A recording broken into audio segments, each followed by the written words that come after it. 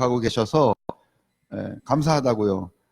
그런데 이제 그 성서가 관통하는 그 하나의 흐름은, 다시 말하면 하나님이 이 땅에 살고 있는 인류가 어떤 양태로 살기를 원하시는가 하면은 평등하게 살기를 원한단 말이에요.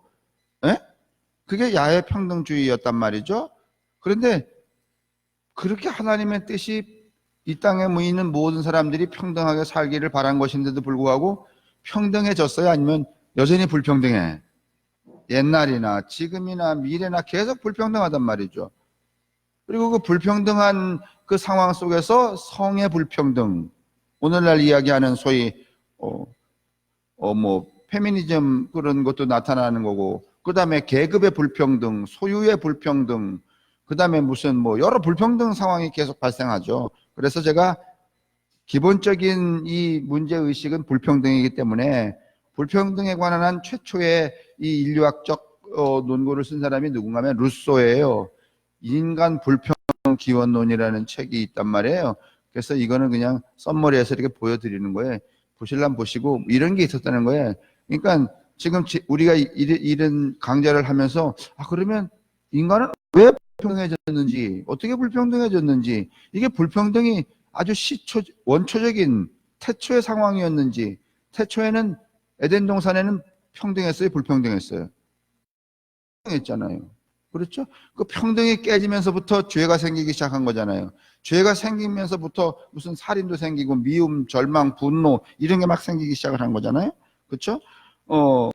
그 이야기를 드리려고 하고 있고, 그다음에 그 그러니까 평등주의 이야기를 계속 해가는 동안에 지금 그 유별나게 제가 는 부러졌어요? 황무선?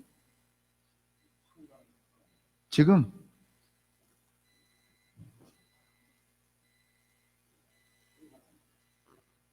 나갈 때가 돼서 나간 거지.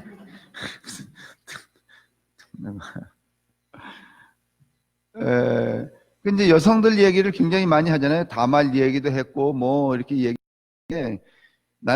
저는 이게 페미니즘 입장에서 무슨 성의 불평등의 관점에서 말씀을 드리려고 했던 게 아니라, 고대로 가면 갈수록 여성은 남성과 동등했고 누군지 능력만 있으면 늘 존중을 받던 그런 세상 속에 있었다는 것. 적어도 초기에 이스라엘 공동체는 뭔가 하면 평등주의 공동체였다는 거예요. 성에 대하여서도 소유는 물론이려니와 그게 점점 깨져갔지만은 그것들을 보여드리기 위해서, 그러니까 왜 우리가 그걸 또 봐야 되는가 하면은 이 시대 신앙의 사명과 교회의 역할은 무엇인가? 애초에 하나님의 뜻은 무엇인가 하면은 평등하게 사는 거예요. 사람들이 평등하게 사는 공동체를 이루기를 원하시는 거란 말이죠. 그걸 오늘 우리가 다시 보는 이유는, 우리가 이 시대에 믿어야 될 믿음이 뭔가 하면은 무엇인가 하는 것들을 생각하게 되고, 그 다음에 우리 공동체가 무엇을 지향해야 되는가, 다시 말하면 교회란 무엇인가, 믿음이란 무엇인가, 기독교란 무엇인가, 그게 다 하나로 귀결돼 무엇을 향해 가는 거예요? 평등. 호의 평등한 삶을 위해서 여러분 믿음이 필요한 거예요. 나 이상건 권사님이 아주 미워. 죄송해요. 쟤하고 사귀면 내가 꼭 손해볼 것 같아. 에? 손해볼 것 같아. 그래서 뭔가 하면은 그 믿음의 관계를 깨버려요. 이제 이 믿음의 관계를 깨면서부터 뭐가 일어나기 시작하는가 하면 불평등이 일어나기 시작을 하는 거예요. 그러니까 오늘 우리가 이런 것들을 구축해 가려면 믿음이 필요하죠. 이 사회가 믿음이 필요한 거예요. 이 시대가 믿음이 필요한 거예요. 그 믿음들을 우리가 어떻게 가질 것인가 하는 얘기를 이제 우리가 결론적으로 얻기 위해서 이야기를 해가고 있고, 오늘 여러분 미리암 얘기 들으시면 또 한 번도 생각하지 못한 것들을 들으시게 될 거예요.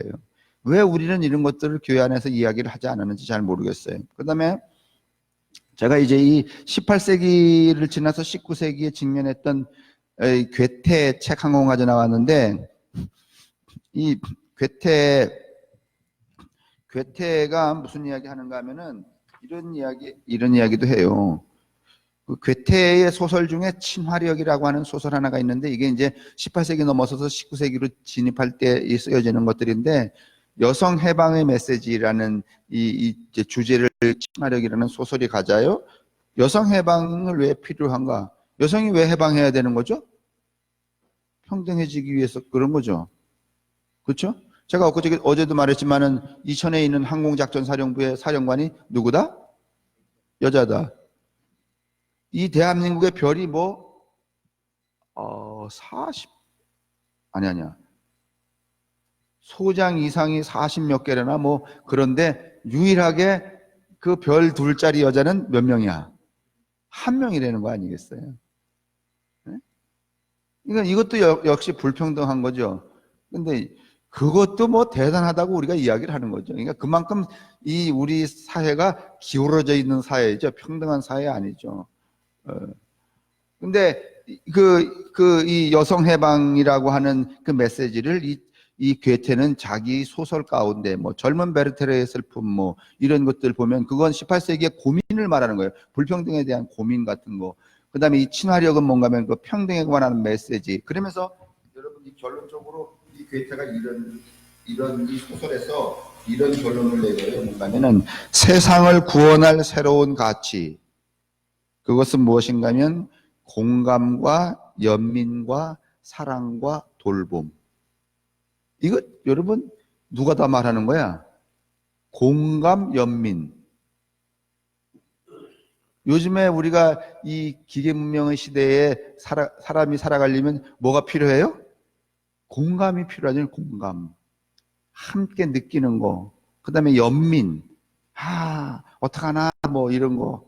그 다음에 사랑과 돌봄. 이게 나도 구원하고 너도 구원하고 우리 세상을 구원한다는 거예요. 이게 괴테가 우리에게 19세기의 인간들에게 주려고 하는 메시지였다는 거잖아요. 근데 공감과 연민, 사랑과 돌봄 이것도 여전히 가만히 보면은요 평등성이에요. 평등하지 않고는 이렇게 되지 않죠. 우리는 너무 불평등, 감정의 불평등. 그래서 이제 요거 좀 보시면은 여기 감정에 대한 얘기도 이렇게 나오니까 참고를 해주시고, 제가 이제 여성들 얘기 많이 하는 이유는 뭔가 하면은 그런 평등성의 지향을 위해서 하는 것이지 저는 페미니즘 입장에서 여성에 대한 어떤 한 부분을 말하려고 하는 것은 아니다. 이제 그런 것들을 좀 생각해 주셨으면 좋겠어요. 15강 지난주에 우리는 사사 드보라를 읽었어요. 40년 동안 사사 노릇을 했는데 사사 그러면 모세로부터 시작해서 사무엘에게 끝났죠. 그 다음에 사사 그러면 우리가 아는 사사로는 기드온이라는 사사가 유명하죠. 왜 유명한가 하면 어째서 유명해요? 이겼기 때문에. 여러분 이긴 게 중요한 게 아니에요. 기드온은 힘 있는 사람 얼마든지 가질 수 있음에도 불구하고 갖지 않았어요. 자기가 이 미디안하고 전쟁에서 이겼는데 백성들이 딱 이 기드온 보고 어떻게 하라 그랬어요? 뭐가 되어달라고? 왕이 되어달라고 그렇게 이야기했어요. 그러면 우리는 얼싸좋다 할까요? 아니면 뭐 나는 원하지 않지만은 누구 뜻이라고 생각하고, 우리 이 예수 믿는 사람들이 가장 많이 쓰는 그 알량한 그 문장이 있어요. 나는 바라지 않지만은 누가 원하신다고 여기고 하나님이 그래요? 나 정말 그거 하고 싶어서요. 이러면 정말 정직하긴 하지. 그래요? 나 그거 갖고 싶었는데 그러면 좋긴 하지. 뭐 필요는 없는데 그렇다고 그래도 구태여 주신다면 이건 뭐야? 이게 뭐 뻔한 얘기를 하고 자빠졌는 거잖아요. 기도원도 얼마든지 그럴 수 있어요. 여러분 300명으로 여러분 10,000명, 10만 명을 죽였는데 말이지 얼마나 대단했겠어요 국민들이. 그런데 똑같은 정황인데 한 놈은 기드온은 뭔가면 아니다 말이야. 이건 내 영역이 아니고 하나님의 영역이다 이렇게 한 반면에 사람 하나 물리치고서 말이지 막 군중들이 환호하면서 우리의 지도자가 되어달라고 그랬더니 다윗이 어떻게 했다고? 내 몫이 아니다. 아니면은 그래 내가 얼마든지 할 수 있지 하고 나서서 엄청난 왕이 됐다는 거야. 왕이 됐다는 거잖아요. 그게 여러분 기드온과 다윗의 차이예요. 그래서 보여요. 기도원은 망하지 않고. 왜? 나섰기 때문에. 근데 우리는 자꾸 이 기도원과 다윗 비교하지 않으니까 자꾸 헷갈리게 되는 거예요. 누구와 거의 동일했는가 하면 모세와 동일했다 그랬잖아요. 그 다음에 사무엘은 모세와 동일할 뿐만 아니라 또 누구하고 동일했어요? 예수 그리스도하고 동일했다 그랬잖아요. 사무엘의 엄마가 사무엘 애기 배고서 노래 부른 거나 예수 어머니가 예수 배고 노래 부른 거나 노래 가사가 어떻다고요? 똑같다 그랬잖아요. 우리는 그런 생각들을 안 하는 거예요. 안 한단 말이죠. 그 이제 지난주에 우리가 드보라 여자 사사 드보라 읽었는데 이 드보라가 어떻게 이 소위 말하면 공감과 이 괴테가 이야기하는, 이건 뭐 제가 이 산문으로 찍어다 붙이는 거지만 공감과 연민과 사랑과 돌봄으로 얼마나 이때 이스라엘을 10개 지파 중에서 6개가 여러분 연합해서 누구의 지도를 받았는가 하면 이 드보라의 지도를 받았다 그랬잖아요. 여자의 지도를.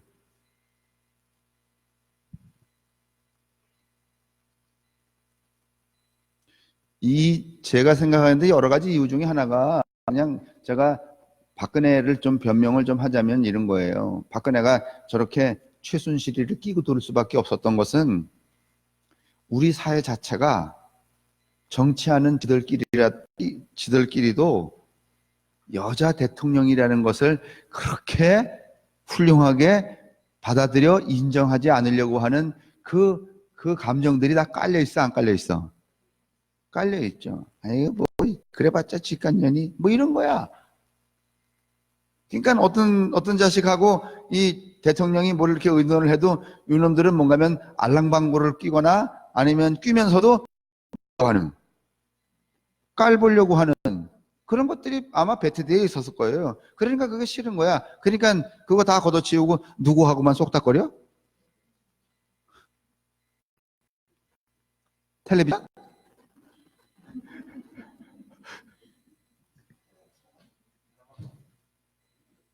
드라마 뭘 많이 봤대요? 드라마 본래도 뭐 이런 거 보면 좋았었잖아. 정순황후, 이년황후, 뭐 장희빈 이런 거 보면은 아우 정신 바짝 차리고 그랬었는데 또 그딴 건 안 봤을 거야, 그지? 왜냐면 지가 어디 살고 있으니까. 궁궐에 살고 있는데 왜 그걸 보겠어? 불편하게. 그런 걸 안 보고 괜히 내가 볼 때는 멋있는 남자들 나오는 거 계속 보지 않았을까? 에? 그럼 아버지처럼 좀 불러들이든지 집으로 말이야.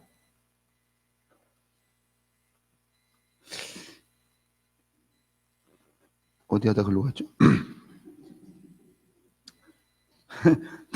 그 드보라 얘기하다가, 근데 드보라도 여전히 여자 리더, 대통령이죠 요즘을 말하면. 그런 사사였는데도 불구하고 그런 기울어짐 없이 이런 거 공감, 연민, 사랑, 돌봄 이런 것들로 뭔가면 통치했다는 거예요. 근데 지금도 여러분 이제는 교회나 국가나 다 공감과 연민, 사랑과 돌봄이 여러분 지도력의 리더십에 가장 으뜸되는 거예요. 대통령도 마찬가지예요. 공감과 연민. 공감 능력이 가장 그래도 대통령 중에 뛰어난 사람이 누군가 하면 노무현이었죠. 노무현이가 한 말 중에서 무슨 권양숙 여사에 대해서 자꾸 이야기하니까 대통령이 이렇게 딱 한마디 했잖아요. 아, 그럼 마누라를 버리라는 말입니까? 그 한마디에 다 어떻게 했어요? 입 닥쳤잖아. 왜냐하면 대부분 다 지 마누라들도 사고 쳐 안 쳐? 에? 아니 뭐 여기 저 이상권 권사님 앞에 계시니까 그냥 여쭤보겠어요. 저 사고 친 적이 없어? 누구한테 비난을 받을 만한? 진짜?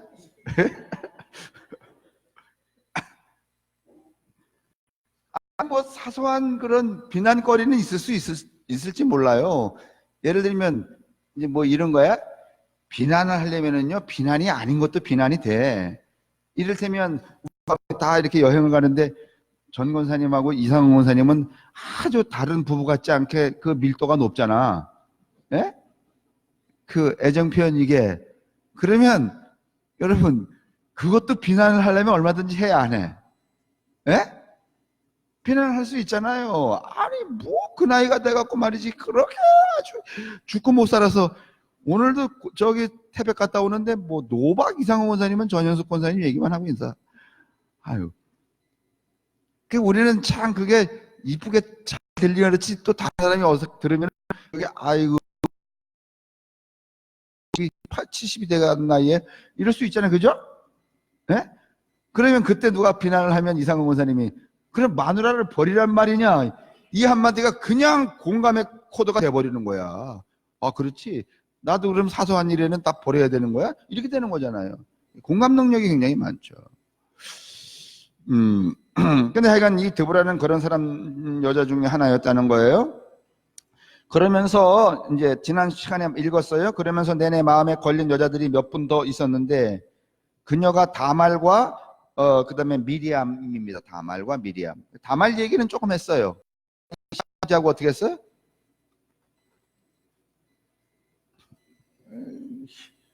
동침 그러면 어렵잖아. 동침이도 되고. 시아버지 꼬셔갖고 애 가지고선 대를 이었고 가게를 끊어지는 것을 완성한 사람이 다말이었죠. 그래서 제가 그러면 이번에는 미리암을 이야기해야지. 그래서 이제 미리암 이야기를 하려고 해요. 그 밑에 두 번째 단에 김대중 대통령 시대의 이야기입니다. 헌정사상 최초의 여성 총리가 등장할 뻔한 적이 있는데 최초의 여성 총리 후보는 바로 장상이었습니다. 그러나 장상 총리의 임명은 국회에서 부결이 되었어요. 이유는 도덕성 문제였는데 뭐 집을 몇 채 가지고 있다든가 아니면은 뭐 자녀를 뭐 어떻게 했다는 그런 의혹 때문에 지명에서 이제 탈락이 됐죠. 이전의 인물들이 어찌 되었던 그 일을 계기로 이제 우리 사회에서 공직자에게 요구되는 도덕성의 기준이 엄격해야 한다는 하나의 지표가 출발을 합니다.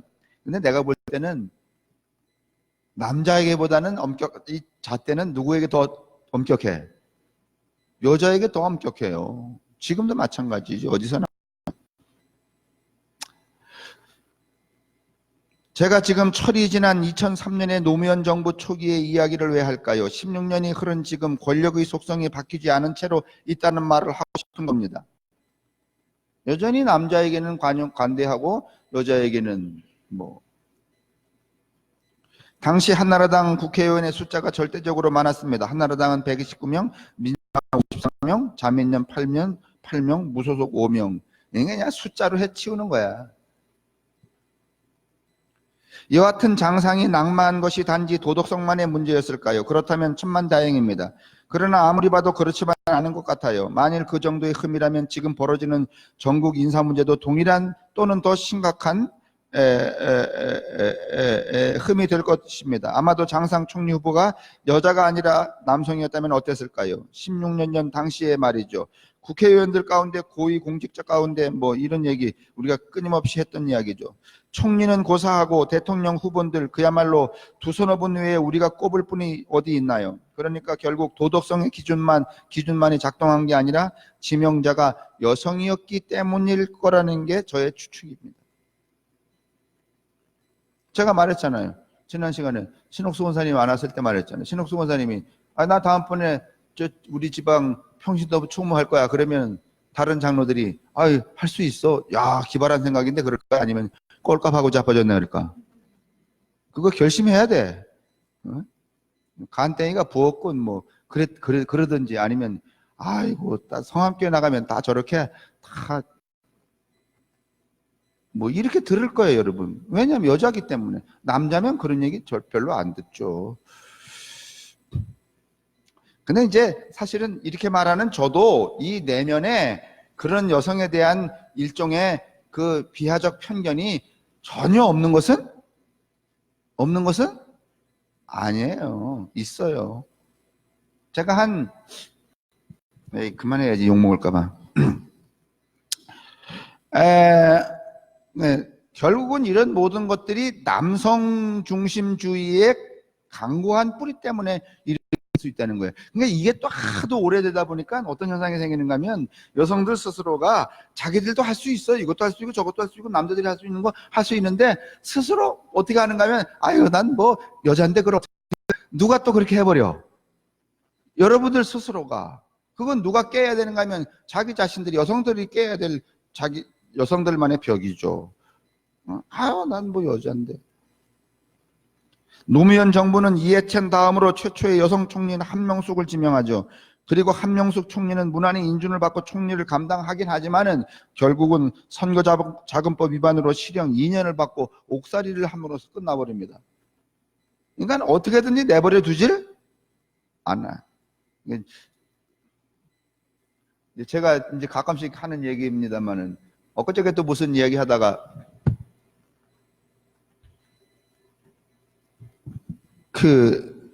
이제 그 속초에 가 있는 속초감리교회 김동준 목사 이야기 하다가 그이가 원래 정릉교회에 있었잖아요. 그러다가 이제 교회를 옮겼었는데 무슨 이게 막 틀어져고 그러는데 이 서울의 사대문 안에는요 특정한 정치 그룹만 들어갈 수 있어요. 예? 여러분 우리는 모르시잖아요. 감리교 안에 특정한 정치 그룹이 이미 앞으로 3, 4대까지는 다 정해져 있어. 어떤 놈이 그만두면 어떤 놈이 가고 이렇게 하는 거. 만약에 그 룰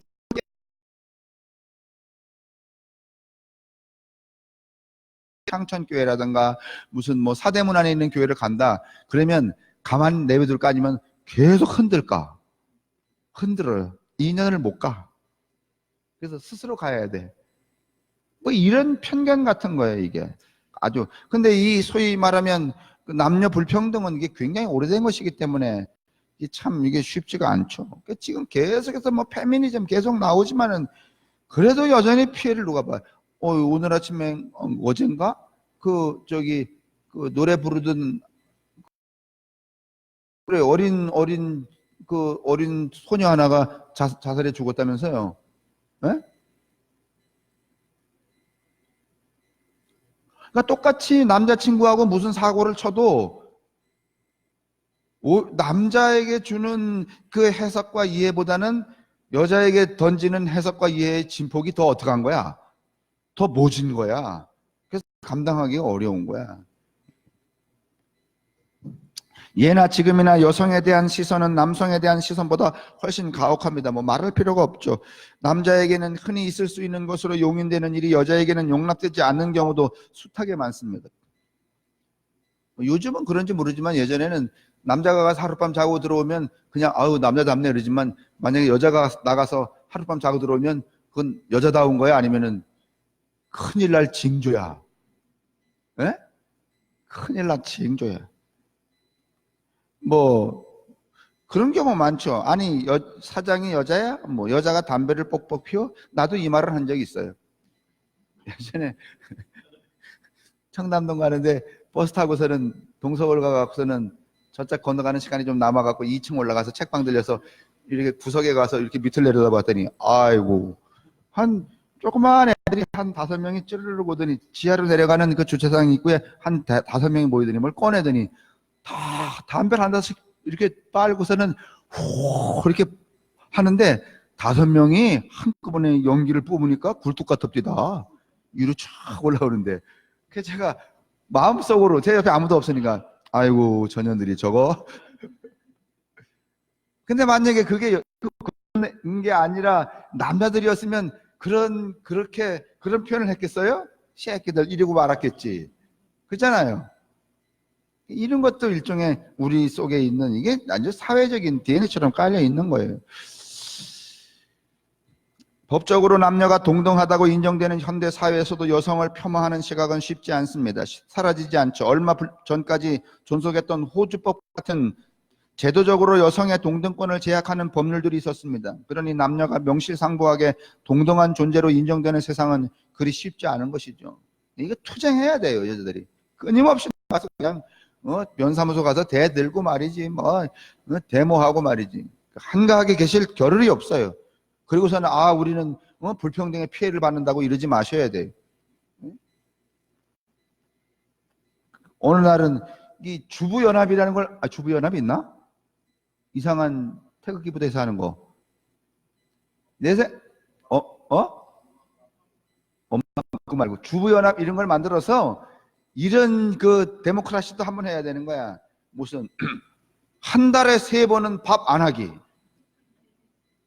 그리고서는 딱 이렇게 해놓는 거야. 누가 차려 먹어라. 네가 차려 먹어라. 뭐 이런 거. 예? 어? 있다고? 알아서 찾아 먹는다고? 아, 안 하는지? 그렇지 뭐 우리 집에도 보면은 뭐 365일에 하는 날이 이틀밖에 안 되니까 363일은 뭐 요새는 365일도 안 해. 368일도 안 해. 그렇게 여성들은 아직도 갖가지 장벽으로 그 존재를 정당하게 인정받지 못하고 있습니다. 요즘 조금 법이 개정되고 여성의 권익이 향상되었다고 역차별이라고 말하지만 이건 터무니없는 소리입니다. 그러니 역사에서 중요한 역할을 했어도 묻힌 여성들이 얼마나 많겠어요. 이게 나는 참 중요하다고 봐. 뭐 지금 그렇다고 하지만은 어마어마한 남성을 앞지르는 대단한 일을 했음에도 불구하고 평가되지 않은 사람들이 엄청 많을 거란 말이죠. 아니, 남성들의 시선으로 왜곡되고 묻혀버렸지만은 오히려 지울 수 없는 역할을 감당한 여성들이 있다는 거죠. 바로 그 여자가 누군가 하면은 미리암이라고 하는 여자라는 거죠. 이제 성서를 제가 새로 보려고 그러는 거예요. 아니, 새로 보는 게 아니라 그냥 성경 안에 나와 있는 걸 그대로 보는 거예요. 미리암이라는 여자예요. 미리암 누군지 아세요? 모세의 누나예요. 그죠? 보세요. 밑에 혹 그런 생각을 해보셨는지 모르겠지만은 성서 속에서 남성이 주인공으로 등장하는 이야기와 여성이 주인공으로 등장하는 이야기의 비율은 어떻게 될까? 말할 필요도 없어요. 비교해 보나마나 남성이 주인공 이야기가 압도적으로 많습니다. 남성 중심 사회에서 생길 수 있는 당연한 결과입니다. 그러나 성서에는 중요한, 앞에서도 보았듯이 중요한 몫을 담당하는 여성이 아주 많이 면면이 등장합니다. 여러분 우리가 예수님 십자가에 달려 죽으시고 그다음에 부활하시고 그때도 다 주인공이 누구예요? 여자예요. 남자들은 다 그 현장에서 다 어디 갔었어요? 도망갔었어요. 근데 이 자식들은 도망갔다 와갖고서는 겁내서 벌벌 떨다가 그 여자들이 확보해 놓은 부활과 부활에 대한 증언을 누가 따서 아니 부활을 여러분 베드로나 이 친구들이 본 적이 있어요 없어요? 없어요. 도망갔다 왔는데 어떻게 봤어? 베드로가 부활 봤어요? 도망가갖고 들었잖아요. 그런데 여러분 또 사도행전 넘어가면은 부활은 누가 본 거야? 마리아가 본 것을 내가 듣고 여러분에게 말하노니 이렇게 했어요? 아니면 지가 다 본 거야? 지가 다 본 거야. 다 그걸 가로채. 성서가 그렇게 돼 있단 말이죠. 근데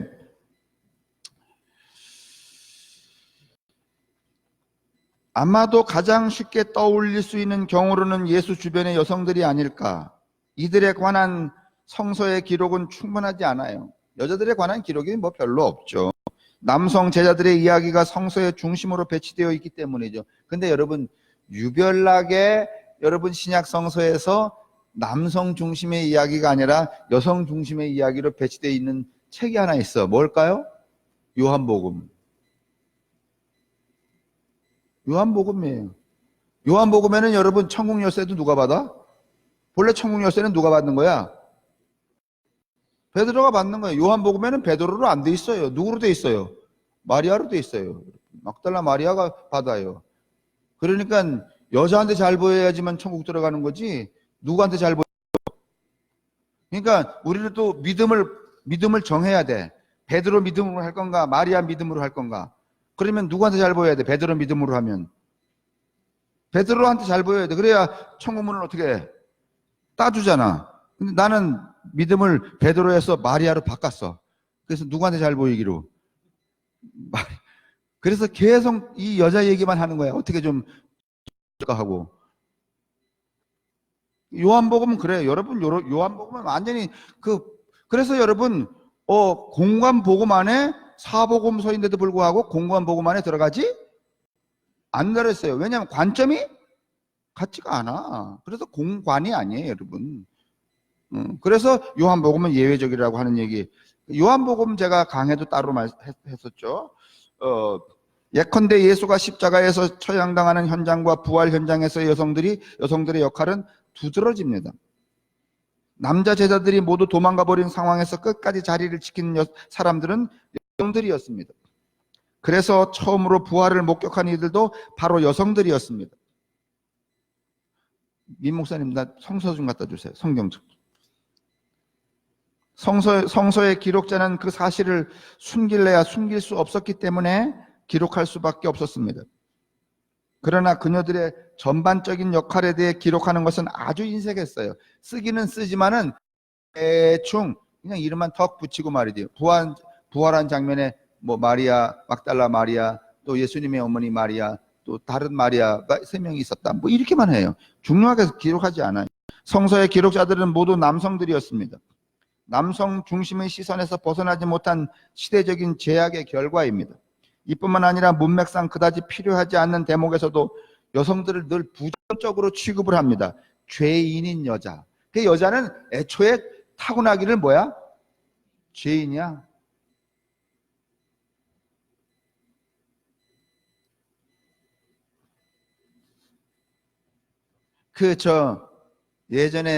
예전에 보면은 여자들은 무슨 일이 생기면 아이고 이 죄 많은 인연 때문에 이런 말 있잖아요.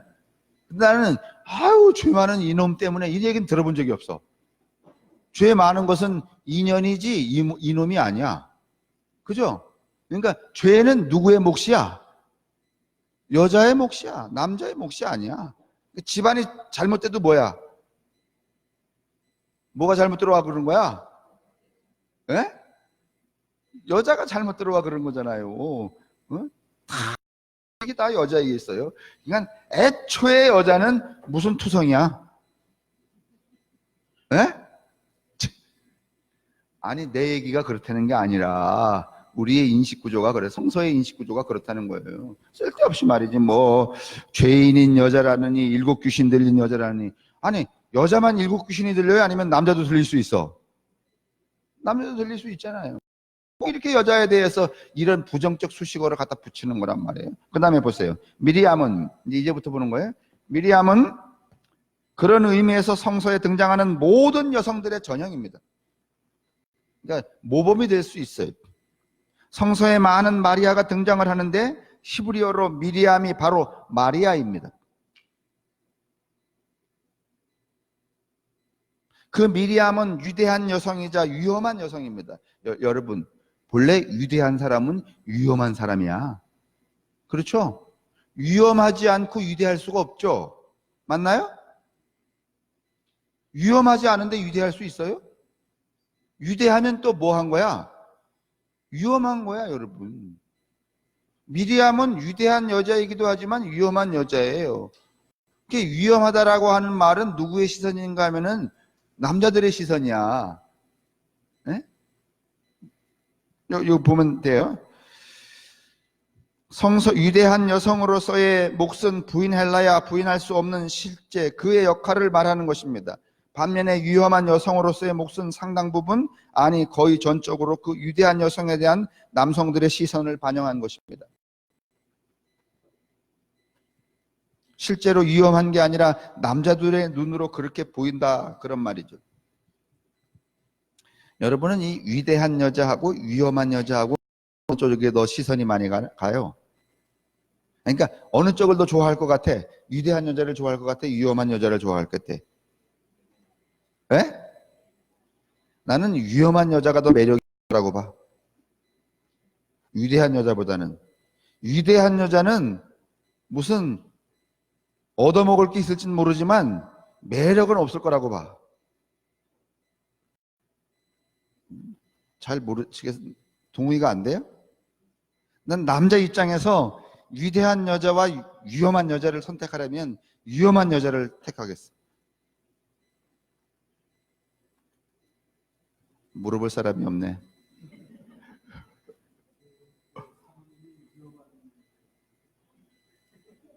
아, 그때는 철없는 여자였지. 무슨, 뭐, 쥐뿔도 철이 없으니까 뭐, 24, 22에 뭘 알긴 뭘 알아요, 그냥. 그 다음에 저는 그때 옛날 얘기가 나왔으니까, 그때는 뭐, 저희 집안이 다 풍지박산이 돼갖고, 뭐, 어떻게 할 방법이 없었으니까. 아, 이게 지금 생각해, 지금 판단한다면, 그때는, 여성에 대한 뭐 시선도 없었고 그러니까 지금 택한다면 위험한 여자를 택하겠다고. 그래서 하루를 살다가 확 죽어도 위험한 여자.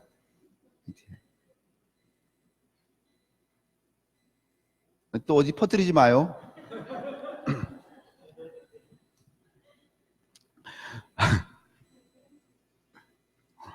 이스라엘 민족이 홍해를 건넌 사건은 출애굽 여정에서 가장 극적인 사건 가운데 하나입니다.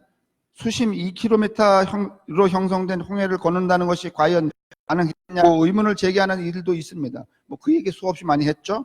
그러나 성서의 진실은 문자적 진술 자체에 있는 게 아니죠. 글자 그대로 그런 불가능한 홍해를 건넜다는 뜻이 아니라 홍해를 건넌 사건이란 그렇게 불가능해 보이는 일이 하나님을 믿고 따르는 백성들에게 일어났다는 사실을 말하려고 하는 것이죠. 이게 더 중요한 것이죠. 불가능한 게 가능해졌다는 게 아니라 이 하나님의 뜻을 믿고 따랐더니 이런 일이 생겼다. 그게 더 중요한 것이죠. 그러니까 하나님의 뜻을 믿고 따르면 지금도 얼마든지 새로운 일들이 우리 속에서 일어날 수 있어요. 그러나 여러분 착각하지 말 것은 지금도 우리가 홍해를 건널 수 있는 것은 봐봐요. 이게 얼마나 중요한가. 옛날에 홍해를 건넜다고 우리도 홍해바다는 고사하고 소양강 건너갈 수 있는 사람 안 빠지고 믿음으로 가면 돼요?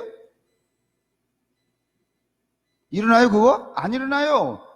조용히 목사도 안 일어나고 여태껏 2000년 동안 일어난 적이 없어요. 근데 이건 일어날 수 있어요. 무엇이든지 작든지 크든지 하나님의 뜻을 따라서 그것을 믿고 살아가는 사람은 새로운 변화, 내가 예측하지 못한 일들이 일어날 수 있어요 없어요?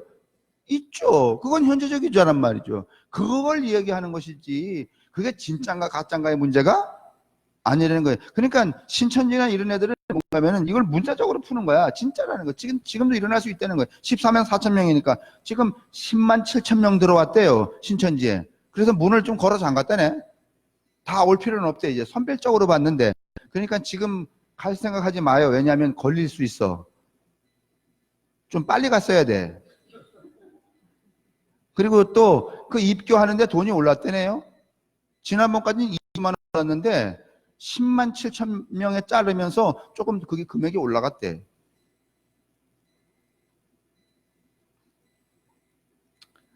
에이 뭐 걱정할 건 없어요. 그지 같은 놈들 뭐 저게 뭐 오래 갈 것 같지도 않아요. 그냥 재미나게 어떻게 해보라 그래요. 그냥 다 빨리 보면.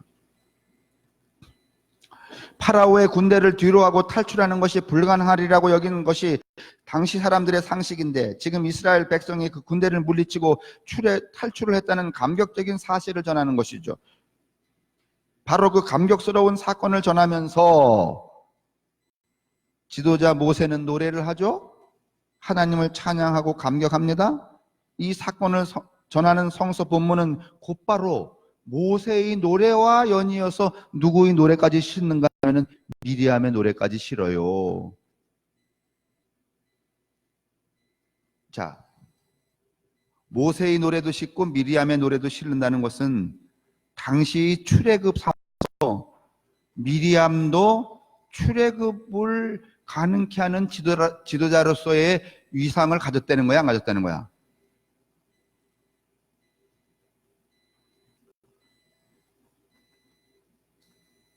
아니 모세의 노래만 실으면 되지 미리암의 노래는 왜 실는 거야? 한난 여자가 불렀다는 노래를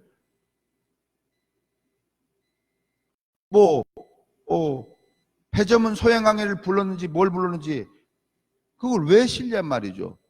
그러니까 다시 말하면 미리암에 대한 미리암이라는 여자가 그렇게 뭔가면 눈밖에 내버릴 수 있는 여자가 아니었다는 말 아니에요? 아, 여러분은 그렇게 생각이 안 들어요?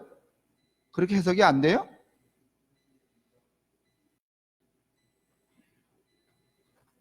자, 보세요. 미리암의 노래를 전하는 장면이 나옵니다. 순서로 봐도, 내용의 비중으로 봐도 모세 노래에 비하면 조금 처집니다. 그런데 그 다음 단 보세요. 그러나 그렇게 우뚝 선 지도자 모세가 있음에도 불구하고 미리암의 존재가 잊혀지지 않고 기억되고 있다는 사실이 매우 중요합니다. 이스라엘은 다 누구만 기억해요? 모세만 기억해요. 그 기억하고 있는 모세, 그럼 모세만 적으면 돼. 요시야 시대에 여러분 그 구전을 적을 때 모세 이야기만 하면 되잖아요. 그 오래된 이야기 중에 왜 미리암의 노래까지를 넣는 것일까? 그 왜 넣는가 하면은 최소한 모세와 같이 대등하게는 여기지 않더라도 지워버릴 수는 없었던 거지. 지워버릴 수는 없었던 거예요. 그러니까 당시대의 가부장제 사회에서 지워버릴 수 없는 정도의 여성의 포지션이라면 그건 누구하고 동등한 거야? 남성하고 동등하다죠. 미리암이 대단한 여자예요. 이제 뒤에 보면 알아요. 미리암이 이제 뒤에 나오지만은 미리암이 왜 죽게 되는가 하면은요, 자기 오빠가 이방 여인하고 결혼했을 때 오빠 정신 똑바로 차려 이렇게 했더니 이런 망할련, 그러면서 하나님이 내려와서 그 미리암을 어떻게 했다는 거예요? 문둥병이 걸려 죽게 했다는 거예요. 근데 혼자만 했어요? 아니면 오빠 아론하고 같이 했어? 아론하고 같이 했어요. 근데 아론도 뒤졌어? 아니면 여자만 죽었어?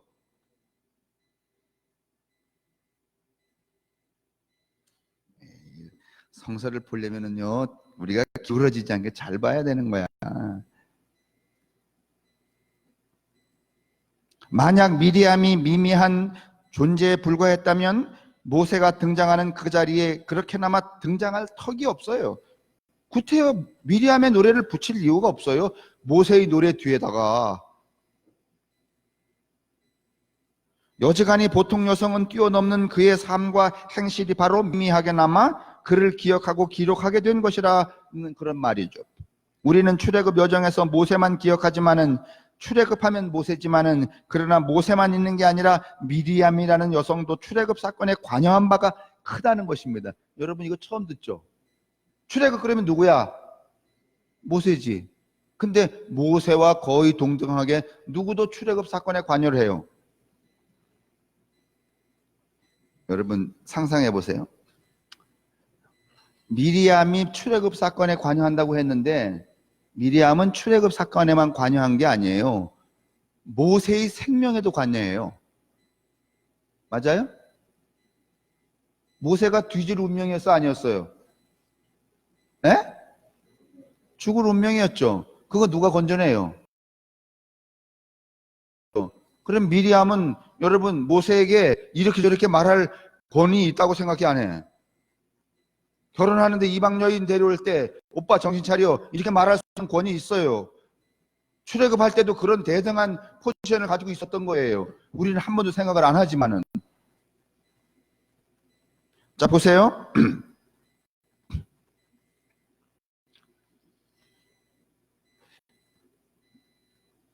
여기서 미리암은 출애굽의 지도자 모세와 함께 또 다른 구원자로 등장했다는 것을 알 수가 있습니다. 그러니까 함께 기억해야 될 여자예요. 그리고 모세와 거의 동등한 그런 시대의 지도자. 그러니까 이때 이미 뭐가 있었는가 하면은요, 소위 차별 없는 평등주의가 있었던 거예요.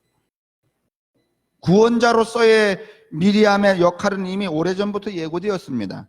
갓 태어난 모세가 죽을 위기에 처했을 때 그 생명을 구해낸 새 여인이 등장을 하죠. 모세의 어머니, 모세의 누이, 이 미리암이죠. 모세를 양자로 삼은 이집트 공주.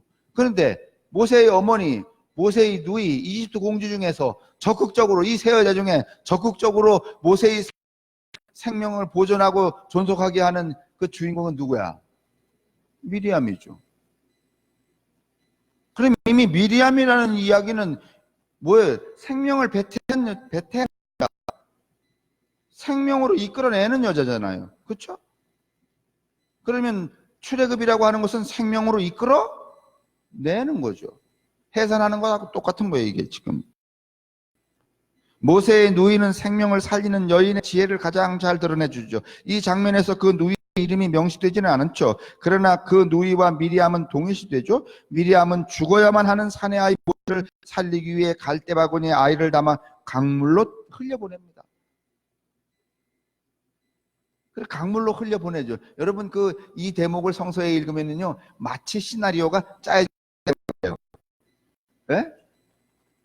강물로 흘러보내고 그 흘러내려오는 그 아이를 또 발견할 수 있도록 누구를 데리고? 공주를 데리고 장문을 하나 써본다면은 미리암이 이미 다 어떻게 한 거야? 자기 동생을 어떻게 하려고? 살리려고 각본을 어떻게 한 거야? 짠 거야. 바구니에 뛰어내려 보내고 그게 얼마쯤 떠내려갈 그 즈음에 공주를 데리고 나갔다가 발견하고 나면 이렇게 해야 되겠다. 당신은 젖이 안 나오니까 못 먹이죠. 그러니까 유모를 하나 찾읍시다. 그럼 유모는 누구 있어? 지 엄마 있고. 이게 다 짜여진 걸까 아니면 우연일까? 뭐 옛날 얘기니까 지멋대로 좀 해보자고요. 꼭 지금까지 배운 대로 뭐 그것도 정답이 아니잖아. 어떤 놈이 정답이래? 어떤 목사가 했다고 그게 정답이야? 생각의 자유 아니에요 이게? 이렇게 각본을 짤 수 있을까요 없을까요? 그러면 이렇게 미리암이 짰다면 이 여인은 어떤 여인이에요? 그냥 문열이야 아니면은 지혜로운 사람이야? 뭔가 하나의 일을 성취시킬 수 있는 그런 지혜의 리더십을 가진 여자예요. 누가? 미리암이.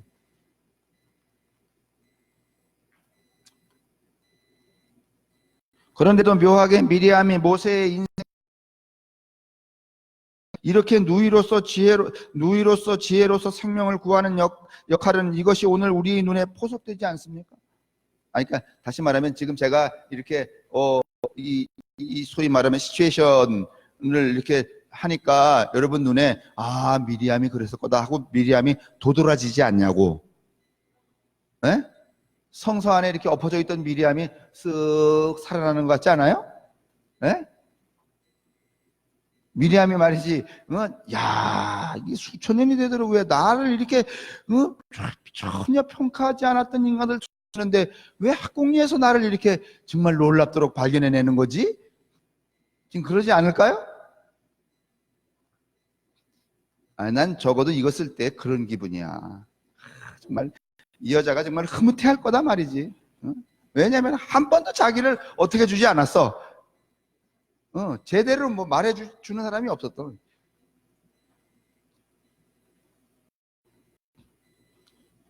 인터넷 검색창에 미리암을 치면은 모세의 누이며 최초의 여선지자. 국어사전적 설명이죠. 아마 우리가 교회에서도 여지껏 미리암에 관한 시선은 놓치고 있었음을 알 수 있습니다. 왜냐하면 우리 사회가 또는 우리 교회가 공공적이거나 주인공 지향적인 초점으로 이루어진 사회이기 때문입니다. 다시 말하면 1등만 기억하고 2등은? 1등만 기억하고 2등은? 금메달만 기억하고 동메달은 기억도 안 하는 세상이잖아요. 그런 세상이기 때문에 모세만 이야기했지 미리암을 한 번도 말해보려고 하는 생각을 갖지 않았다는 거죠. 조연은 그저 주인공의 성공을 위한 소모품 정도로 알고 있습니다. 근데 요즘에 가만히 보면은요, 주연 같은 조연이 많아요, 안 많아요? 여러분, 영화가 성공하려면 네 가지가 있는데 그 중에 하나가 뭔지 알아요? 몰라요? 뛰어난 조연이 있을 때 그 영화가 성공한다는 거야. 뛰어난 조연. 그러니까 뛰어난 조연이라는 것은 그 조연으로 인하여서 뭐 주인공이라든지 주연이라든지 그 영화의 전체적인 그 맥이 확 살아나는 거, 그때 영화가 성공한다는 거예요. 만약에 이름 있는 주연 배우만 딱 있으면은 영화는 어떻게 한다는 거야? 성공하지 못한다. 요즘에 가만히 보면은 이렇게 매스미디어에서도 조연을 이렇게 비춰주는 게 굉장히 많잖아요. 예? 난 뭐 배우들 이름 몰라서 그러는데 여기 까만 점 있는 친구 막 굉장히 웃기는 놈. 예? 뭐 조연 많잖아요. 조연 뛰어난 조연이 나오는 영화가, 여러분이 가만히 계시니까 틀린 것 같아 갖고선 계속 말을 못 하겠어요. 아닌, 조연상도 주죠. 아닌데 이러시는 것 같아 갖고. 어떻든지 그러면 미리암은 생명을 구하고 약속하는 여인들의 역할을 보여주고 있죠. 조금 더 미리암이라는 소녀를 상기하면, 미리암은 아므람과 요게벳의 딸로서 아론과 모세의 누이이고, 거기 어린 모세를 구하려고 지혜를 다했으며 홍해를 건널 때는 승리의 노래를 부르며 춤을 추었다, 이렇게 되어 있습니다. 여러분, 이런 미리암이 가짜는 소품일까요, 이게? 당시대?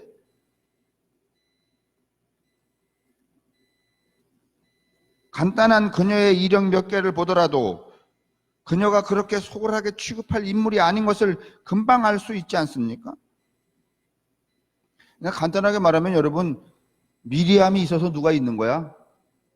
모세가 있는 거죠. 근데 어떻게 미리암을 여러분 없는 존재로 치울 수가 있겠어요? 누이 미리암이 존재하지 않았더라면 모세와 같은 지도자도 존재할 수 없습니다. 이거 보세요. 모세의 미리암, 예수의 마리아. 모세의 미리암, 예수의 마리아. 마리아도 노래 불렀어요, 안 불렀어요? 불렀어요. 미리암도 출애굽하고 노래 불렀어요. 거의 패턴이. 그래서 여러분, 이 마태복음을 뭐라고 말하는가 하면 무슨 컴플렉스라 그래요? 모세 컴플렉스라 하잖아요. 신약 성서 강독할 때 안 배웠어요? 목사님들? 모세 유형론, 거의 마태복음은 뭔가 하면 모세를 따라 쓰잖아요. 40일 모세가 어떻게 광야에 나가죠? 예수님은 광야에 또 나갈 수는 없으니까 광야가 아니라 어디로 가요? 산으로 가시잖아요, 산. 이게 모세 유형론이, 모세 컴플렉스라 그래요, 이게 일종의. 이는 마치 예수의 어머니 마리아를 연상케 하는 대목이기도 합니다. 흔히 마태복음을 모세 컴플렉스를 뼈대로 구축된 문장 형태라고 말하죠. 그렇다면 마태복음에 한해서 마리아는 모세의 어머니보다는 누이를 모형으로 닮았다고 할 수 있습니다. 더군다나 출애굽 과정에서 가장 극적인 사건의 현장에 분명하게 등장하고 있다는 시점에서 그 사연의 숨은 배경으로만 미리암이 존재하지 않는다는 것을 웅변적으로 보여주고 있습니다. 다시 말하면 출애굽 사건에 있어서 모세만 앞장서 갖고 말이지 무슨 모든 일을 해결한 게 아니라, 그래서 미리암 같은 여자는 뭐 필요도 없는 무슨 쓰레기 같은 존재가 아니라 출애굽에도 굉장히 중요한 역할을 했던 그런 인물이 바로 누군가 하면 미리암이었다는 거예요. 그러니까 우리는 출애굽 고를 때 모세만 생각하지 말고 누구도 생각해야 되는 거예요. 미리암도 생각해야 되는 거죠. 왜 그러냐? 한번 보세요. 그 사연에 결코 조연이 아니라는 거죠. 주연급에 해당하는 조연. 미리암이 빠져서는 결코 주연이 등장할 수 없는 장치로서라는 말입니다. 자, 그 밑에 보세요. 모세의 누이 미리암은 출애굽의 과정에서 실질적으로 지도자의 역할을 하고 있었던 것이죠. 여러분 검색창에 미리암 치면은 뭐라고 되어 있는가 하면은 예언자 중에 하나였다, 이렇게 되어 있어요. 물론 이때는 뭐 사사시대가 아니기 때문에 그 시기 때문에 그렇게 적극적인 역할을 하지 않았겠지만서도, 예언자라고 하는 것은 뭔가 하면은 당시의 예언자는 정치에 개입하는 존재예요. 그러면 무슨 일을 야, 강 건너 갈까? 그러면 모세 혼자 기도해서 받는 거예요? 아니면은 예언자한테 물어야 돼? 물어야 되는 거예요. 그럼 누구한테 묻는 거예요? 미리암한테 물어야 되는 거예요, 여러분. 그러니까 묻는다기보다는 의논해야 되는 거죠. 다시 말하면 출애굽의 그 사건 자체를 누구하고 도모를 하는 거야? 미리암하고 도모를 하는 거예요. 근데 그게 성공했을 때 그냥 그 대표자로 누구만 등극을 하는 거고, 모세만 등극을 하는 거고, 여태 우리는 미리암을 한 번도 그 출애굽 사건의 주인공으로 생각해 본 적이 없는 거고. 그러니까 여러분, 여성이 언제 차별을 받았겠어요? 어떻게 남녀가 여러분 이렇게 달랐겠어요? 이렇게 차별화 됐겠어요? 그렇지 않다는 거죠. 아마도 그 역할은 성서에 종종 등장하는 신탁을 받는 여성 사제와 같은 역할이었을 것입니다. 제가 그 예언자라고 하는 그 멘트에서 얻은 힌트예요. 일종의 사사 노릇, 원시적인 사사 노릇을 하는 거죠. 질문을 받으니까. 어쨌거나 여인 미리암은 모세와 함께 두드러진 지도자였습니다. 우리가 흔히 연호하는 아론은 그에 비하면 역할이라 할 게 없다고 보여집니다. 근데 우리는 뭐 하는가 하면은 모세가 어디를 정벌할 때 말이지, 그건 여호수아인가? 모세가 아니라. 미리암은 구원자로서의 여인의 역할을 유감없이 보여준 지도자입니다. 모성적인 존재로서 규방에 갇혀서 수동적인 양육하는 역할만 한 게 아니라 남성과 진배 없이 공적인 존재로서 지도자의 역할을 한 것입니다. 그러니까 이제 강을 건널까 말까 이거 정할 때 모세 혼자 하는 게 아니라 이렇게 의논 체계를 갖고 했을 수 있다는 거죠. 그때 등장한 사람이 누구라는 거예요? 미리암이라는 거죠. 그러나 보세요. 여기까지는 여러분 위대한 여자죠. 그죠? 출애굽을 하는데 일조한, 아니 같은 역할을 한, 그런데 그 출애굽을 일으킬, 출애굽이 가능하도록 함께했던 그 미리암을 보는 다른 사람의 시선은 그때부터 그 여자는 위대한 여자야 아니면 위험한 여자야? 위험한 여자로 이제 돌아가 버리죠. 그 다음에 등장하는 미리암은 위험한 인물로 그려지고 있습니다. 모습을 드러내지 않던 미리암은 모세의 아내를 두고 갈등하는 장면에서 갑자기 등장합니다. 민수기 12장. 내가 이거 읽어드리려고 가져오라 했어요. 아주 매우 재밌어요.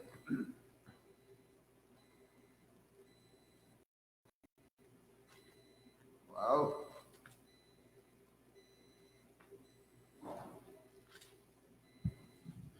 여기 민수기의 12장 1절에 이렇게 되어 있어요. 모세가 구스 여자를 취하였더니 그 구스 여자를 취하였으므로 미리암과 아론이 모세를 비방했다. 여러분, 옛날에 여동생이 오빠가 한 짓, 그것도 어마어마한 출애굽을 시킨 말이죠. 대영웅에 대하여서 그 개인적인 일에 대하여 비방을 했다는 게 그래서 가능해, 안 가능해? 안 가능합니다, 여러분. 근데 이때는 누가 비방할 수 있어요? 여러분, 이시조선 때 남편이 나가서 남질을 하고 와도 부인이 말이지 비난할 수 있었어? 아니면은 주인 오셨습니까? 예? 주인 오셨습니까지. 지금처럼 말이 들어오면 나가 새끼야 그러고 말이지, 못 들어와. 이 정도면 여러분 유치가 어느 쯤 된 거야? 대등해진 거죠. 어쨌든지 아론하고 같이 모세를 비방을 했대요. 안 된단 말이야. 이방 여자하고 결혼을 하느냐 말이지. 그들이 이르되, 보세요. 여기 진짜 2절이 대단해요. 그러니까 미리암과 아론이 여기 이름에 등장하는 먼저 나와요. 미리암과 아론이 말하기를, 여호와께서 모세와만 말씀하냐? 기도를 하는데 말이지, 하나님이 누구하고만 말하냐? 누구하고도 한다는 거야? 나하고도 한다는 거야. 여러분, 이게 대등한 격이 아니고서는 이게 가능해요, 안 가능해요? 예? 우리는 여태껏 뭔가면 하나님이 누구하고만 대화한 거야? 신의 산에서 들판에서 말이지 무릎 꿇으면 누구하고만 대화하신 거야? 누구한테만 말씀을 주신 거야? 근데 미리암이 말하잖아요. 너하고만 말하냐? 나하고도 한단 말이야. 근데 어떻게 그딴 짓을 하냐? 그러니까 네 하는 행위가 옳지 않다는 거야. 이제 이해되세요, 여러분? 미리암의 위치가?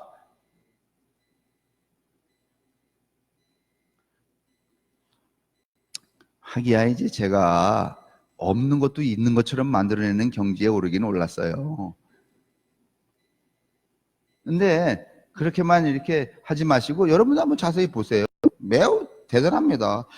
그들이 미리암과 아론이 말하되, 미리암과 아론이 이렇게 말했는데 내가 볼 때는요, 뒤에 미리암만 죽은 거 보니까 이렇게 말이지, 오빠 보고 막 사대질하고 말이지, 야 정신 차려 이 새끼야 막 이럴 때 아론도 같이 거둔 게 아니라 얘는 그냥 의도 터질까봐 어떻게 하고 있었던 거야? 예? 그냥 옆에 있었던 것이지 같이 그런 언사를 쓴 건 아니에요. 그러니까 문둥병이 누구만 들은 거야? 미리암만 들은 거지. 만약에 그때 아론도 말이지 대들고 말이지 그랬으면 누가 먼저 뒤져? 아론이 먼저 뒤지잖아요. 왜냐하면 경쟁 관계에 있다고 하더라도 남자가 더 무섭지 여자가 더 무섭겠어요? 그렇잖아요. 2절 우리 와도 말씀하지 아니하셨느냐 했다는 거야. 너만 하는 게 아니라는 거야. 보세요. 이때는 여러분 하나님이 대등하게 여러분 모세하고만 한 게 남자하고만 한 게 아니라 누구하고도 하셨어. 요즘 말로 말하면 목사하고만 대화하시는 게 아니야. 누구하고도 하지. 네? 그러니까 어떤 음험한 목사가 말이지 지난밤에 하나님께서 나한테 말씀하시기를 당신 땅 저기 삼리에 있는 거 팔아서 가져오라 그랬다. 그러면 이렇게 말해야 돼. 너하고만 하나님이 말씀하시냐? 누구하고도 하신다. 제가 21에 신학교 안 가고 저 고탄에 갔었잖아요. 그런데 가서 이제 6개월 만에 개뿔도 모르고서 그냥 용감하게 소리만 치고 있었는데 서울신학대학 4학년 학생이 어느 날 도끼를 들고 내려와 갖고 너는 신학교도 안 간 놈이 설교를 하고 자빠졌냐 나가라 그래갖고 그럼 그래서 나온 건 아니고 무서워서 도끼에 맞아 죽을까 봐 진짜 무섭더라고. 도끼 들고 와갖고 감상 앞에서 이렇게 하는데 그래서 낙심해갖고선 그 고탄에서 걸어갖고 말이지 춘천 성결교회까지 나와서 윤철정 목사님한테 나 그만두겠다 말이야. 왜 그만두냐? 어떤 새끼가 도끼 가져와갖고 신학교도 안 간 놈이 설교한다고 나가라 그래서 난 도저히 이제 제가 혼자가 있으니까 그 사택에 혼자 자야 돼요. 그리고 밤에는 여러분 낫 가져와갖고선 창호지를 뻑뻑 긋고 있는데 그때부터 내가 오강 쓰기 시작했잖아. 아니 무서워서 나갈 수가 없는데 무슨 어떻게 그 시골에 말이죠. 그 요강 얘기가 나왔으니까 말이지만 혹시 집에 요강 안 쓰는 거 있으면 하나 저한테 빌려줘요. 요즘 제가 요강 쓰는데 쇠 요강을 썼더니 너무 작아갖고. 김정민 권사님네 없어요? 요강 구해놓은 거? 골동품 하나 찾아봐요. 꼭 아침이 되면 넘쳐서 모자르네. 근데 이제 그래서 내가 그랬더니 그 윤철정 목사님이 야 그러지 않고 저 어디 가서 좀 기도를 해봐라 그랬더니 기도요? 그랬더니 어디 가면 돼요? 그래서 대한수도원에 가려. 그래서 또 버스를 타고 제가 부랴부랴 대한수도원까지 갔잖아요. 한 방에 말이지 7명, 8명 목사님이 계신데 나는 21살짜리니까 이게 뭘 개뿔도 몰라요. 근데 어디 막 목이 하신 분이 계신데 1년에 40일 금식 기도를 7번씩 하신대. 야, 그때는 그게 뻥인 줄 몰랐어. 진짜인 줄 알았어. 다 참인 줄 알았지 너무 존경스러운 거야.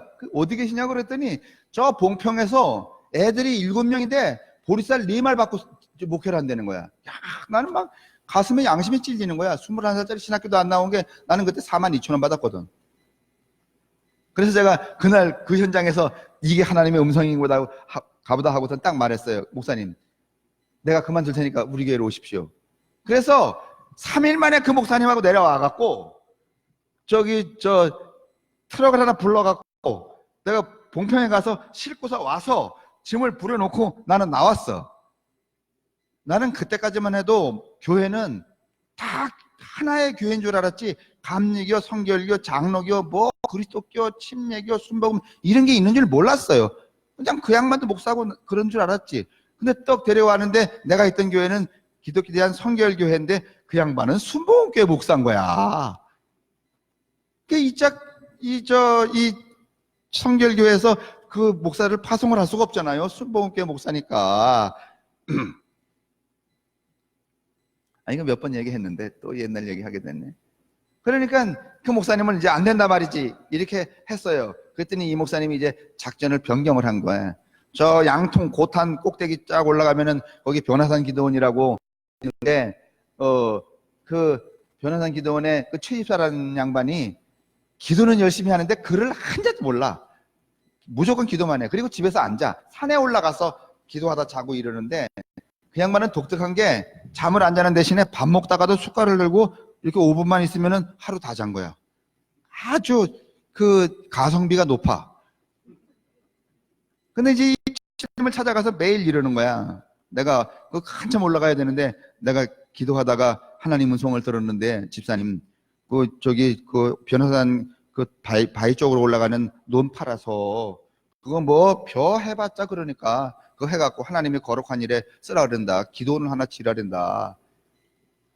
그래서 그걸 한 달 내내 목사님이 가서 그랬는데 이제 목사님이 맨 마지막에 그게 너무 중압감이 온 거야. 아니 하나님이 이렇게 한 달 내내 저 목사님을 통해서 말씀하신다는데 내가 어떻게 거부할 수 있나. 그래서 논을 다 팔아갖고 변호사단 기도원을 더 세웠어요. 그래서 막 순복음이니까 순복음에 뭐 지금도 아직 죽지 않은 분들이 많더라고. 거기 와갖고 막 기도원 개원 집회를 하고 그랬는데 그리고서는 딸 있다가 딱 뭐 통지서가 날라왔는데 그 땅 이름이 다 누구로 돼 있는가 하면 최 집사가 아니라 목사님 이름으로 떡 된 거야. 그를 모르는 사이에 재산의 소유권이 어디로 옮겨졌어요?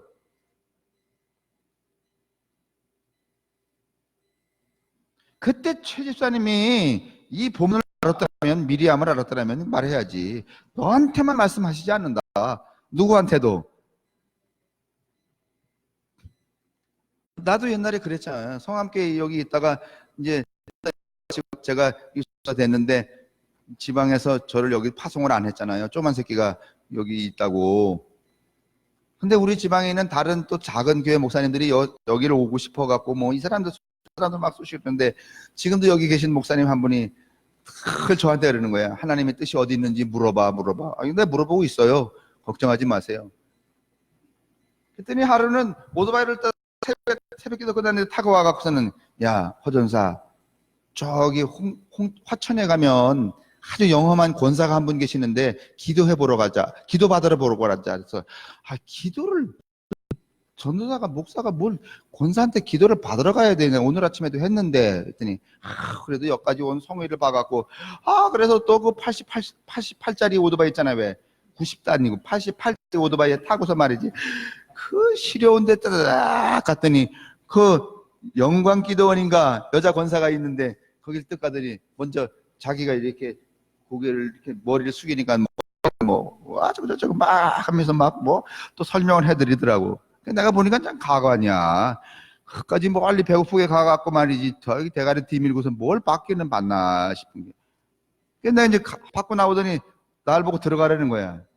그러니까 글쎄 그 여자 권사한테 이랬는지 몰라. 얘가 다 저기 조그만 놈이 교회 맡아갖고 말이지 지금 파송도 안 했는데 이러고 있으니 기도하는 중에 빨리 떠나라. 하나님의 뜻이 아니니라. 뭐 이런 그 소스를 줬는지 몰라. 그래서 내가 마음의 결심을 단단히 하고 있는 거야. 이제 그런 기도만 나오면 내가 어느 순간에 엿먹는 소리 하지 마 이렇게 하려고 하는 준비를 다 하는데 뭐 혼자 막 방언 기도를 하더니 딱 이러는 거야. 아니 전사님한테는 기도가 안 나오네요. 그래서 내가 일어나서 딱 이랬지. 거 봐요 안 나온다잖아.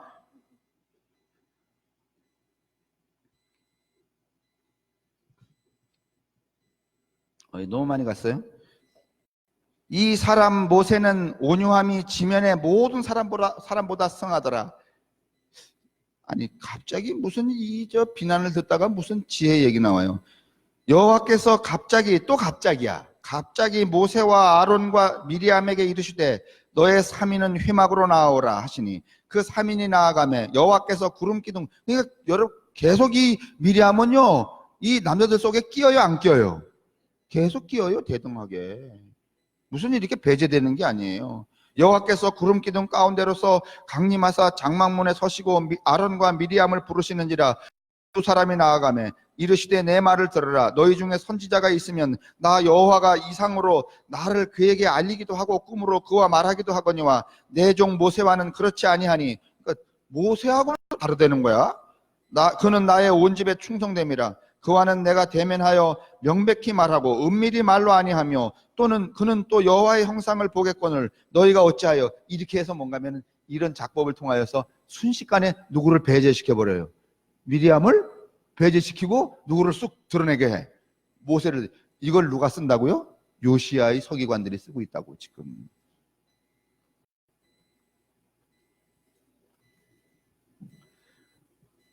그러면서 9절에 가서 느닷없이 이르는 거예요. 여호와께서 그들을 향하여 진노하시고 떠나심에 구름이 장막 가운데 장막 위에서 떠나갔고 미리암은 문둥병이 들려 눈과 같더라. 아론이 미리암을 본즉 문둥병이 들었는지라.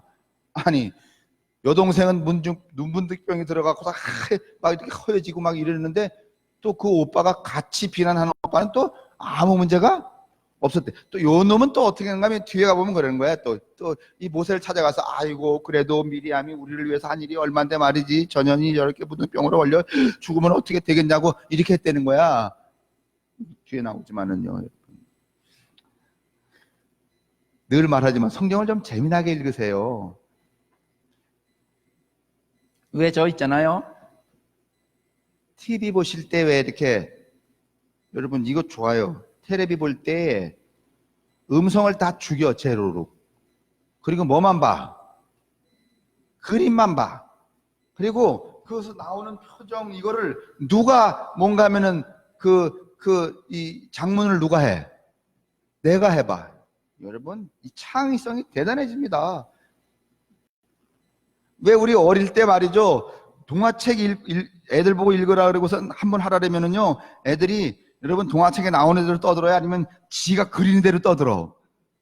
지가 그리는 대로 떠드는 거예요. 성서는 그렇게 봐야 되는 거예요, 여러분. 글자 그대로 이렇게 보지 말고.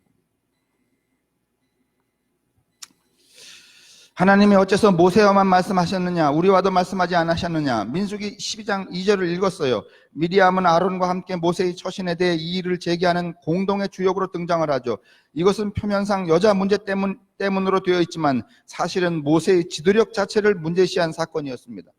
여러분 이 모세의 지도력은요 끊임없이 유발이 돼요. 이미 이 미리암도 지도력에 관해서 지금 이렇게 이의를 제기하고 있죠. 모세가 여러분 출애굽하는 동안에 가나안에 오는 동안에 장군들도 여러분 반역을 꽤 했어요, 안 했어요? 몰라요?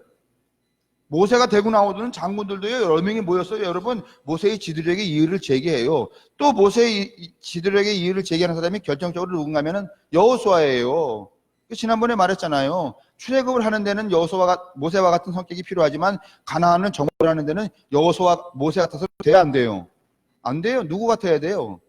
여호수아 같아야 돼요. 이 이의력 갈등이 계속해서 생기는 거예요. 모세가 그랬어요, 여러분. 그렇게 무슨 단순하게만 훌륭한 사람만은 아니에요. 그래서 이스라엘의 콤플렉스에 대해서 기술하고 있죠. 부제가 이 뒤에 이 책 한 권 나오는데 프로이드와 모세라는 책 이 뒤에 나와요. 부제가 뭔가 하면 유대교, 기독교, 반유대주의 정신분석으로 되어 있어요. 프로이트가 최후에 쓴 저작이기도 한 책이 바로 이 책이에요. 모세와 일신교에 숨어있는 유대인들의 아이덴티티가 들어있다 이렇게 말할 수 있어요. 이런 일련의 미리암 배제 혹은 축출은 왜 일어나는 것일까? 제가 좀 전에 말했어요. 남성 중심 사회에서 역사를 기술하다 보니까 여자를 주인공으로 그 다음에 주요 인물로 등장시키지 않는 거죠. 여러분 이 이스라엘의 초기 공동체에는 그래도 끊임없는 여자들이 등장하지만은요 남쪽과 북쪽으로 나라가 갈라진 이후에 북쪽에 20명, 북쪽에 19명, 남쪽에 20명의 왕이 되는 동안에 여자가 등장하는 경우는 없어요. 다 남성 중심 사회입니다. 다 남자들에 의해 이루어져요. 그리고 결국 요시야 시대의 서기관들이 다 누구야? 남자들이에요. 가부장제적인 사고 체계에서 이런 일들이 일어나고 있는 거예요. 그래서 한 번도 미리암이 얼마나 평등한 상황 속에서 자신의 지도력을 발휘했는가 하는 것들을 우리가 볼 겨를이 없었던 거예요. 그러니까 오늘 우리 사회에도요 남녀의 이 소위 말하면 사회적이고 정치적이고 그 다음에 무슨 이 여러 가지 소유 이런 기회 균등 이런 것들이 여러분 동등하다면은 여러분 남자보다 월등히 지도력을 발휘할 여자들이 많아요, 안 많아요? 많아요. 오히려 오늘 이 시대에는요, 이렇게 점점점 인간이 기계로부터 배제되어 가는 세대, 이 세대에는 아까도 말했지만 공감과 그다음에 무슨 또 뭐 이런 것들이 필요한 여성들에 의해서 여러분 이 사회가 구원해 나갈 가능성이 더 많아요. 어제도 이야기했는데 핀란드 얘기했잖아요. 핀란드가 스웨덴인가? 저기 나라에 여성 정치인이 많아지니까 남자들이 다 어떻게 했다고요? 정치를 하려고 대들질? 그다음에 여성 정치인이 많아지면은요, 오늘날 저런 일이 정치 안에서 벌어지는 일들이 하기야 뭐 우리나라 국회 보면은 여자나 남자나 뭐 비슷하긴 하대요. 욕하고 쌈박질하는 거는 어디서 배웠는지. 그래서 나는 그게 좀 여자들이 그러면 이쁘지는 않을까? 국회에서 말이지. 야 이년아 내려와 뭐 이러는 게 남자들보다는. 어떻든지 하여간 이게 우리가 평등사회로 빨리빨리 가야 돼요. 그걸 위해 여러분 우리가 좀 분투를 좀 해야 되는 거예요. 출애굽의 모든 공과를 모세에게만 돌리려는 전승의 입장에서 출발한 것이기 때문에 그래요. 이 입장에서 보면 아론과 미리암의 이의 제기는 불경스러운 짓이었죠. 그러나 구원자로서 미리암의 이미지를 전하는 전승을 기피하려 볼 때 미리암이 어느 순간에 갑자기 이단자, 배신자, 불효자로 돌변했다고 보기는 어렵죠. 미리암은 여전히 공동의 주역으로서 모세 지도력의 결함을 극복해보려는 공동 지도력의 중요한 한 축이었죠. 다시 말하면 모세가 가지고 있지 못했던 지도력을 누가 가지고 있는 거야? 이 미리암이 가지고 있는 거예요. 이렇게 돼야 되는 거예요.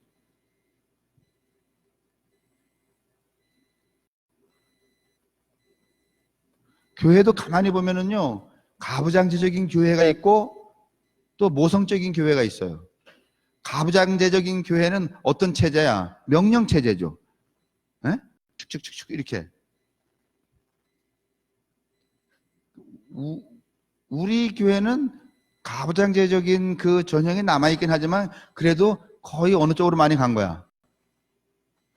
가부장제적인 우리 전통을 가지고 있나요, 교회가? 남자들이 많긴 많지만은. 여러분이 동의 안 하시네요. 그래서 이렇게 된 것들을 우리가 복원함으로 인하여서 우리의 신앙이 어떤 것이어야 하는가, 우리의 믿음이 어떤 것이어야 하는가, 우리의 공동체적인 삶이 무엇을 지향해야 하는가 하는 것들을 우리가 여러분 답으로서 얻을 수가 있다는 거죠. 결국은 제가 보기에는 우리 사회가 평등해 갈 수 있도록, 뭐 경제적인 평등은 물론이려니와 이런 평등 사회가 되어 갈 수 있도록 그 본질을 추구하고 또 본질을 실현시키고 본질을 이를테면 당장 그게 실현이 안 된다고 하더라도 그런 것들을 논의해 가고 그러는 장이 가장 기본적인 장이 어딘가 하면 교회다. 저는 이렇게 생각하는 거예요. 이게 오늘 우리들의 과업이라고 보여지는 거예요. 근데 우리는 이런 것들은 하지 않고 뭐 갈등 구조가 생기든지 말든지 뭐 어떻든지 우리는 굉장히 목적론적인 거죠. 교회 오면은 어디 간다는 거야? 천국 간다는 거야. 구원 받는다는 거야. 그 사이에 발생하는 갈등 이런 건 아무런 논의의 대상이 되질 않아요.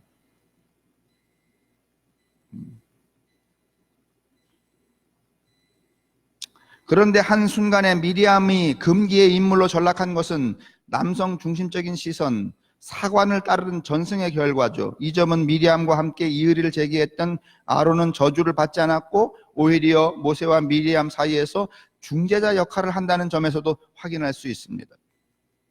남자 아론은 같은 행위를 하고서도 저주를 받지 않도록 장치 하나를 설치해서 그를 빼주는 겁니다. 중간에 아무런 해명도 없이 아론은 어정쩡한 중재자로 등장을 했고요. 여기에는 모든 사건의 발단이 방정맞은 여자, 위험한 여자 때문에 빚어졌다는 남성 중심의 시선이 깔려 있습니다.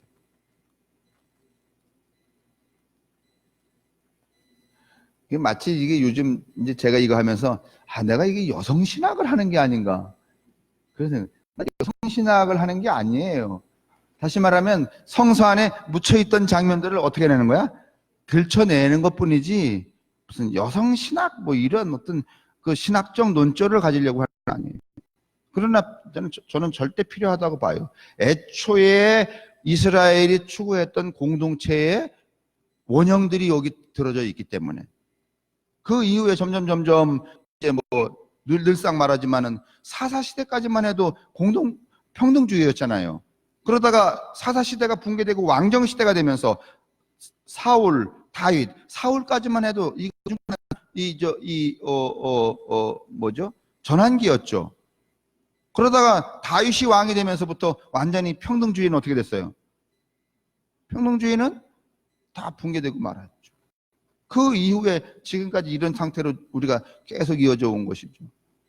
그리고 우리는 그 이전의 것들을 이 소위 말하면 다윗 왕조가 만들어내는 그 신학을 뒷받침하는 재료로만 쓰는 것이지 다윗 왕조 이전에 이런 이 삶의 신학들을 복원하여서 이것이 우리의 원형이다라고 말하지는 않죠.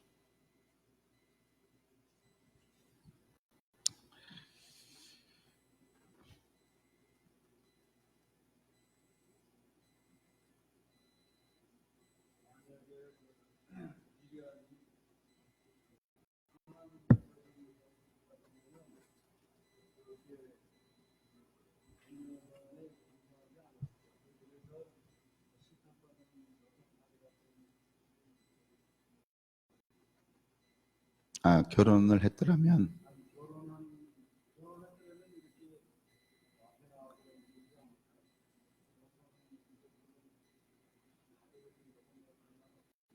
그렇겠죠.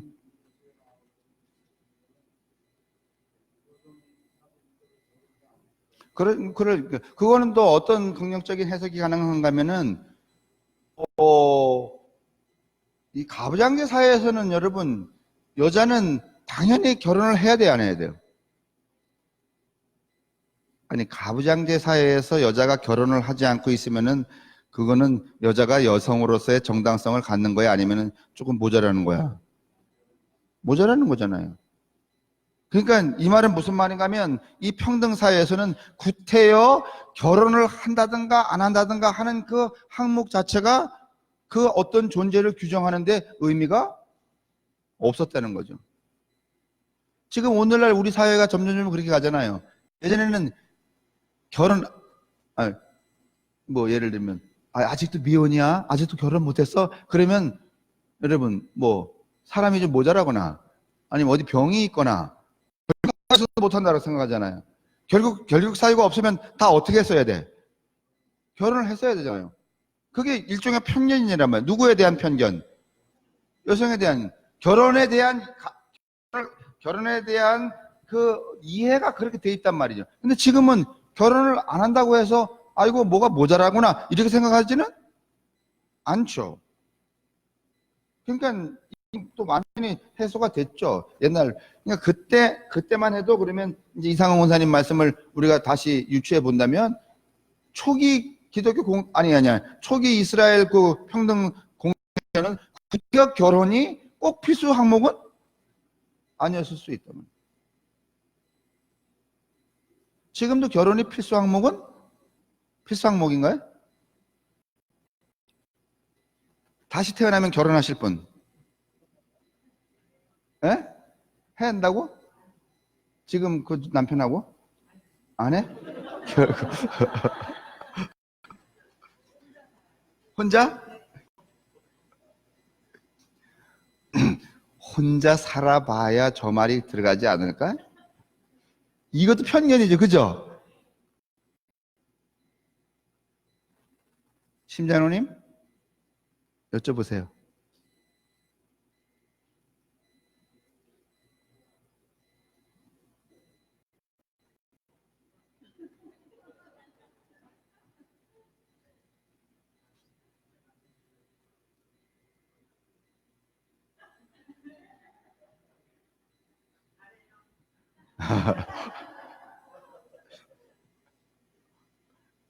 아마 대다수가 그럴 거예요. 근데 그만큼 뭔가면 우리의 의식이 이 평등성에 가 있어서 그런 건데, 그때 만약에 그게 어드밴테이지로 작용을 했더라면 그때는 구태여 결혼이라는 것 자체가 해야 되는 어떤 그 사회적 그 요구는 아니었지 않겠나 싶기도 해요. 결혼을 안 했기 때문에 이런 일들을 할 가능성, 결혼하고서는 참 제약이 굉장히 많죠.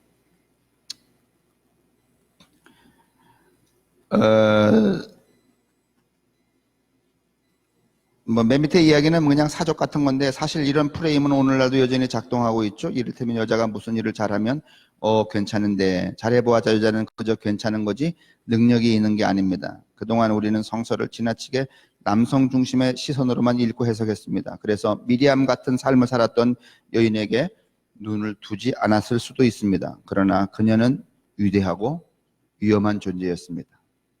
그래서 여러분에게 말합니다. 위험하고 위대한 존재가 되십시오. 그러나 나는 위대하고 위험한 여자 중에 고르라면 나는 위대한 여자보다는 위험한 여자가 좋다.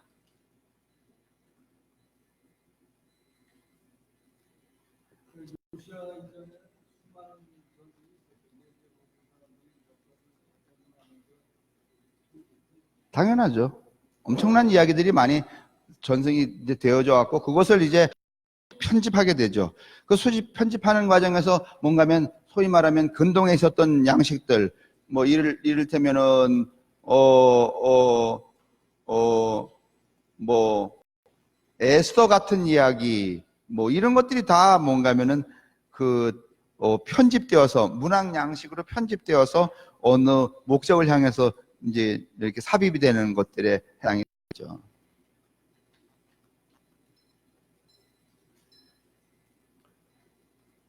내일, 지금 오늘 우리가 계속해서 무슨 얘기 했는가 하면은, 모세가 그렇게 대단하지 않다. 오히려 대단할 수 있다면 누가 더 대단하다? 뭐 더 대단한 건 아니지만은 거의 동등하다. 그렇게 또 열심히 누구를 요구를 했으니까, 모세를 했으니까, 내일은 또 우리가 모세를 들쳐갖고 조금 위로해 드려야 되지 않겠어요? 예? 그래서 내일은 모세 이야기 하겠습니다. 수고하셨어요.